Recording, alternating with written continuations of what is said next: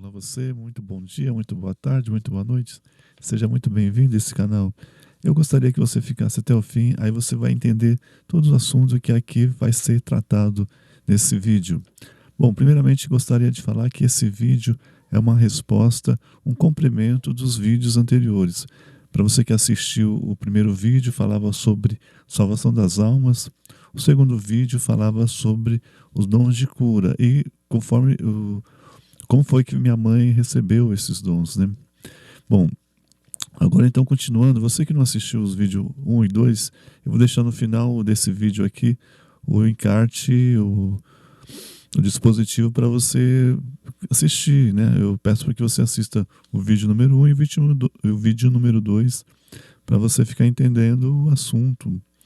Mas se você quiser primeiro assistir esse vídeo, para depois ir, tudo bem. E eu também vou deixar o VC Card. No card você clica nele e vai direto ao vídeo, tá? Bom, e para você que já assistiu e está com dúvidas, porque lógico, você nunca ouviu falar sobre um assunto desse, né? Esse milagre que foi acontecido em São Paulo, praticamente no interior de São Paulo, né? E lógico, a gente fica com algumas dúvidas, será que é verdade ou não? Então vamos lá, eu vou explicar os motivos que eu acredito e passar para você de uma maneira simples, mas entendível, para que não haja nenhuma dúvida, ok? Bom, primeiramente, vocês que não sabem, como eu disse, minha mãe não teve estudo, né? Então ela não sabia nem ler nem escrever. E nesse motivo, fica assim, certo pensamento, como uma pessoa que não sabe ler nem escrever possa ter um dons assim, né?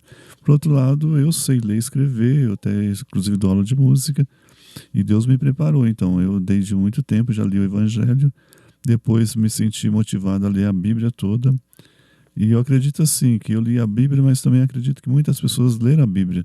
Só que é importante a pessoa entender o seguinte, se você não tiver a luz do Espírito Santo, às vezes uma pessoa pode ler a Bíblia 500 vezes e não vai conseguir entender, né? Se não for através da luz do Espírito Santo, para que você entenda realmente o significado de tudo aquilo que você está lendo.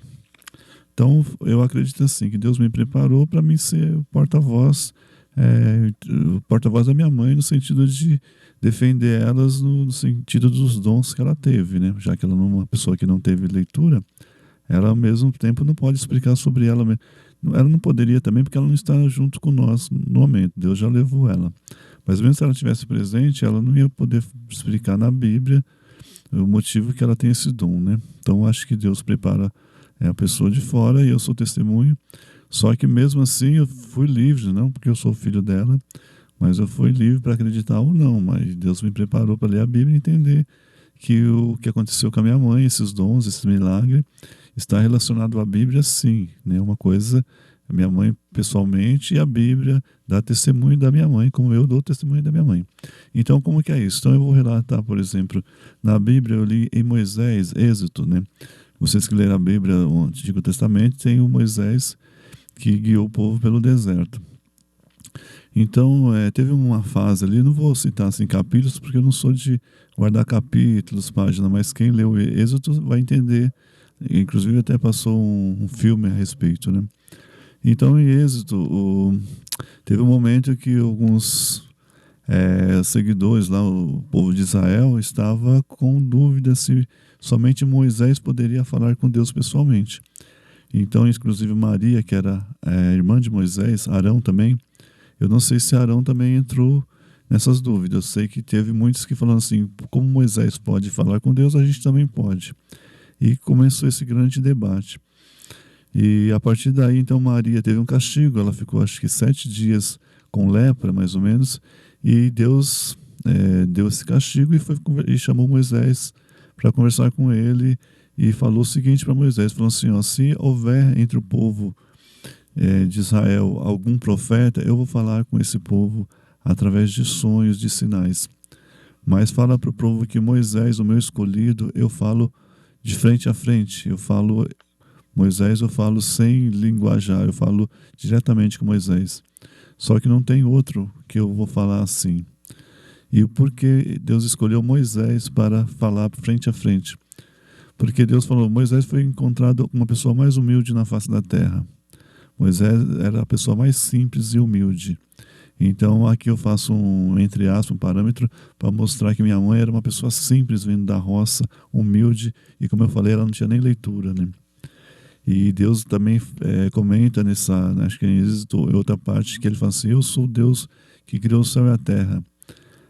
Quem se acha sábio perante mim, uma pessoa que acha sábio, inteligente no mundo, perante Deus não é nada. Então Deus fala assim, quem eu vou no mundo a não ser uma pessoa simples, humilde? Porque Deus ele se encanta com o humilde, com o simples. Porque de sabedoria ninguém consegue ter a sabedoria que Deus tem. Então uma pessoa que se julga inteligente, julga sábio, perante Deus ele não é nada. E somente Deus então entende aquele simples, aquele humilde, que ele é humilde porque ele é simples. Ele não tem nem o linguajar de querer ser alguém, sendo que ele, digamos assim, uma pessoa que não tem estudo, ele vai querer falar o quê? Eu não tenho estudo. Ele sempre baixa a cabeça e aceita tudo o que as pessoas falam, porque as outras pessoas têm estudo e ele não. E assim Moisés foi então testado por Deus, sendo a pessoa mais humilde na face da terra. Por isso que Deus o escolheu, por ser simples e humilde. Então aqui vem um testemunho da Bíblia, onde minha mãe era uma pessoa simples e humilde, por isso que Deus a escolheu, né? Outra parte também na Bíblia, agora na parte de Davi, do Reis. Então Davi foi um rei escolhido, acho que quem leu a Bíblia, acho que todo mundo conhece a história de Davi, pelo menos a maioria.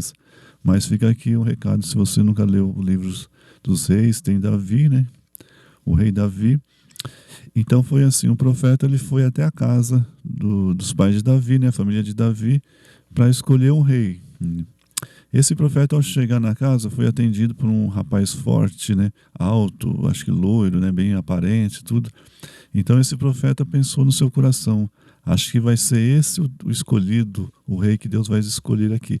Ele pensou e Deus logo falou com ele assim, não se iluda, porque assim como o céu e a terra estão longe, o céu e a terra é bem longe de distância, assim os pensamentos do homem é diferente dos meus pensamentos.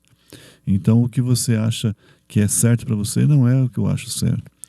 E então foi isso. Aí o profeta entrou na casa e falou, Deus vai escolher um rei aqui. Quando ele entrou na casa de Davi, falou, chama todos os seus filhos para mim ungir esse rei. E chamou tudo. Todos ficaram sentados na mesa, né, os filhos no caso do pai de Davi, né? E o profeta falou, não estou sentindo nada. Tem certeza que seus filhos estão todos aqui? E o homem falou, sim, meus filhos estão todos aqui. Tem certeza? Porque não parece que Deus não escolheu nenhum desses aqui. Tem certeza mesmo? Não tem faltando ninguém? Fala, só tem o pequeno Davi que está lá cuidando das ovelhas, que seria o mais fraquinho, mais rude, mas estava lá cuidando das ovelhas. Então o profeta falou, chama ele, porque quando não tiver todo mundo sentado aqui, a gente não vai lanchar e eu não vou ungir o rei aqui. E assim que Davi entrou na porta, o profeta sentiu, esse é o rei, né? Que é o mais fraquinho, o mais humilde, o caçula da família, que os pais, ninguém esperava que esse seria o rei, né? E foi somente o que Deus escolheu, que era o rei Davi, que era ruivo, né? E estava sempre cuidando das ovelhas. Então aí a gente percebe, a partir desses dois testemunhos, o motivo que Deus escolheu minha mãe, né? Que é uma pessoa também, uma mulher, uma pessoa simples, vindo da roça, que cuidava dos filhos, né?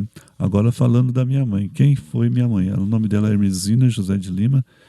A gente pode então conhecê-la como a Santa Hermesina José de Lima. Então, a minha mãe é o seguinte, ela veio da Bahia, aos 5 anos de idade ela já cuidava da mãe que era doente. A mãe dela dava acesso e também não podia fazer muitas coisas na casa. E então ela já treinou a filha com 5, 6 anos, ela já sabia, tipo, passar uma roupa e assim, tudo que podia lavar uma roupa, a minha mãe fazia pela mãe dela que já era doente. Assim mesmo ela passava sopa para os irmãos, ela só tinha ela de mulher, né? Logo depois que veio a caçula, mas por enquanto era só minha mãe.